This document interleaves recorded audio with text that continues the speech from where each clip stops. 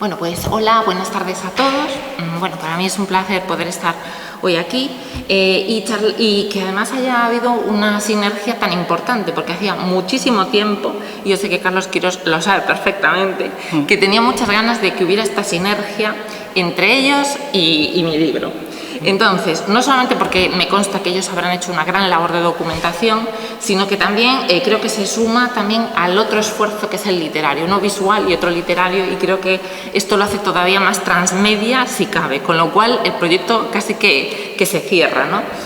Especialmente hay que tener en cuenta que estamos hablando de una autora que tiene mucha dificultad a la hora de encontrar fuentes de información. Entonces, como todas las grandes mujeres, pues de sus respectivas épocas, claro, anteriores a nosotros, pues siempre requiere pues un gran esfuerzo en ese sentido. Y claro, cuando en su momento pues tengo ese recuerdo, ¿no? Viene a mi memoria, pues el momento en el que pues hablé por primera vez con el editor, que en aquellos eran Lela Edicions, que bueno, es una editorial pues muy familiar, muy próxima, que tenía una idea que era el rescatar a las mujeres, ¿no? A las mujeres gallegas que habían destacado especialmente en las ciencias, es decir, en el ámbito STEM. Entonces, cuando ellos hablaron conmigo, pues cuando todavía existía una librería que para mí tiene un cierto recuerdo, ¿no? Y que tenía pues muchos proyectos, ¿no? Pues eso, a la hora de expandir, a la hora de acercarse, ¿no? A los nuevos literatos, pues yo dije, bueno, pues en ese café tertulia que tuve con ellos, me dije a mí misma, bueno, pues tengo que intentar trabajar sobre esta autora, ¿no? Y ellos me decían, pues sí, creo que vale la pena y bueno, pues te dejamos a ti todo ese criterio, ¿no? De trabajo y de esfuerzo para ver si conseguimos sacarla a la luz, ¿no? Porque bueno, hasta cierto punto pues tiene unos orígenes ferrolanos, entonces aunque tiene ascendencia leonesa, pues queríamos reivindicar un poco esa otra parte galaica, ¿no? Que tan importante puede ser para revalorizarla, ¿no? Entonces, una de las primeras fases que tuve a la hora de trabajar en esto fue ponerme en contacto con aquella persona que me parecía pues, más próxima a ese trabajo y ese esfuerzo, que fue María José Menaya, que bueno, trabajaba en el MUNCIT en Madrid. Y entonces, a partir de ahí, pues empecé a localizar fuentes, ¿no? Muy pequeñas, sobre todo relacionadas con lo que era la patente, ¿no? Lo que era el libro mecánico en sí, ¿no? Y a partir de ahí ya fueron surgiendo más y más ideas, ¿no? Desde Ferrol Análisis, que también tenía una parte monográfica, ¿no? sobre esta autora, hasta pues bueno, luego ir hablando con personas que de alguna manera pues intentaron de alguna forma acercarse a su figura, desde sus propios familiares, que eso también fue toda una experiencia, porque hay que reconocer que aquí también se deja un pozo de alguien que va a ser, yo creo que la futura generación, que es la bisnieta de la propia Ángela Ruiz, que también tiene aquí un papel muy importante, aunque no lo desvelaré del todo, pero tiene un papel importante y para mí fue muy significativo contar con una niña pequeña que también iba a formar parte de esta idea, ¿no? Aparte de eso, también conté con la ayuda de Telefónica, porque Telefónica creó una infografía donde se podía ver más directamente lo que era el libro mecánico, y aquí también se va a poder ver a través de este libro, y también con Emapic, que era una herramienta de geoposicionamiento de mapas que permitía pues, que la gente diseñara el libro del futuro a través de una especie de geoencuesta. Con lo cual, ellos también contribuyeron a que este libro no fuera un libro específicamente físico, pequeño, es como, ya digo, como una esencia en un tarro pequeño, ¿no? Pero no por eso más fácil de escribir. Entonces, ¿qué me interesaba? Pues, de alguna manera, que fuera ese libro multimedia, ¿no? Que ella soñaba, pues de alguna manera trasladarlo yo aquí con pequeñas herramientas, ¿no?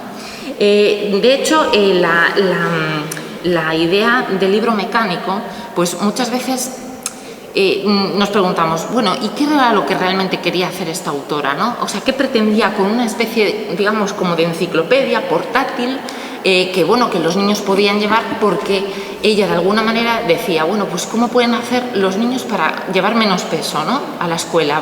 ¿Cómo pueden hacer para trasladar todo ese conocimiento que van a necesitar en el aula y que sea pues eso, portable, porque veía niños que tenían dificultades para poder ir al colegio, ¿no? Para caminar a pie, ir hasta allí, luego volver. Tenía muchas dificultades para encontrar esos libros que ahora tenemos, ¿no? A la orden del día, ahora tenemos PDFs, tenemos miles de recursos, pero aquella no había esos recursos para poder trabajar con ellos, ¿no? Entonces decía, ¿cómo puedo hacer que esto sea bonito, interesante, que sea una manera dinámica, ¿no? de divulgar el conocimiento? Pues ella dijo, pues qué mejor que una especie como de armazón que tenía la posibilidad pues, de añadir una especie de rollos que ayudaban pues, a aprender idiomas, geografía, o sea, iban como cargando esas distintas fuentes, ¿no? a ese digamos, ingenio mecánico, y podían luego verlo dinámicamente, ¿no?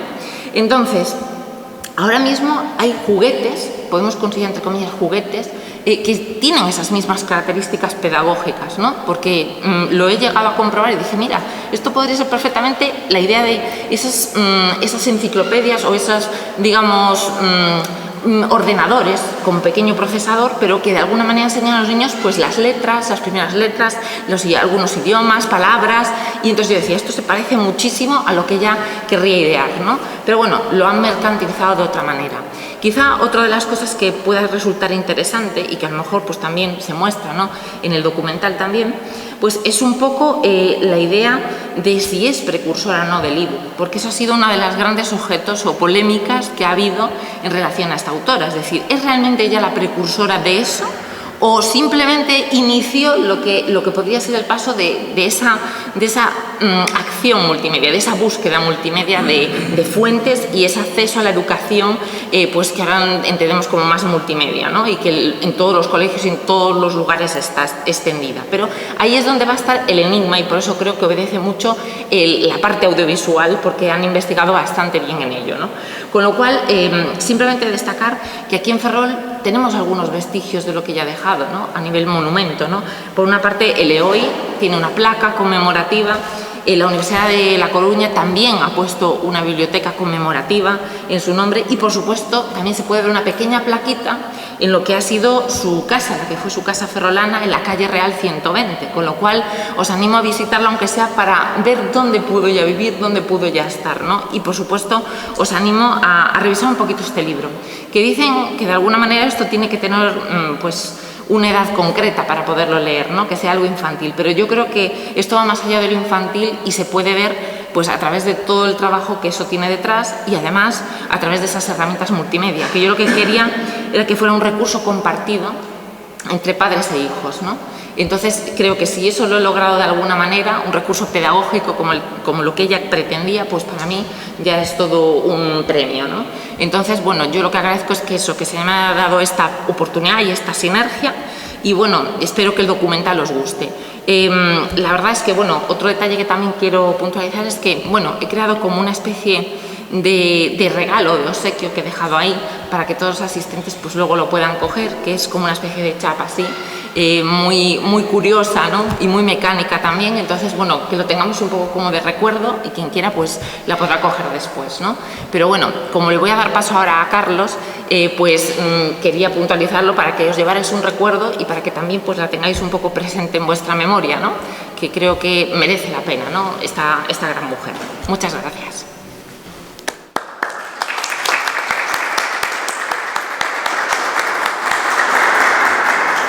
Bueno, gracias a Arantxa eu tamén estou agradecido de estar aquí, que falemos un pouco desto, que é certo que é un proxecto que xa...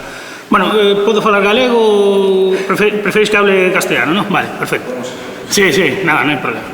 É un proxecto que sí que en su momento teníamos, bueno, al final non se llevó a cabo el hacer algo conjunto, tal, pero bueno, estamos aquí para verlo tamén y hablar.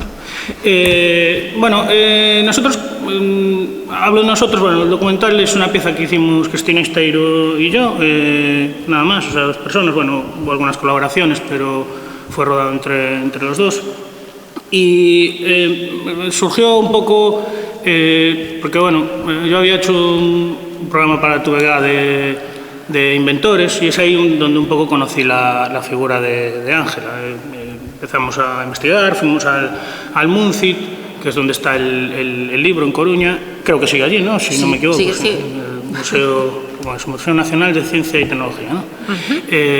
Da Coruña. Y bueno, allí nos lo abrieron, la directora del MUNCI nos lo enseñó para hacer el programa este, o sea, una parte que era dedicada a inventores históricos.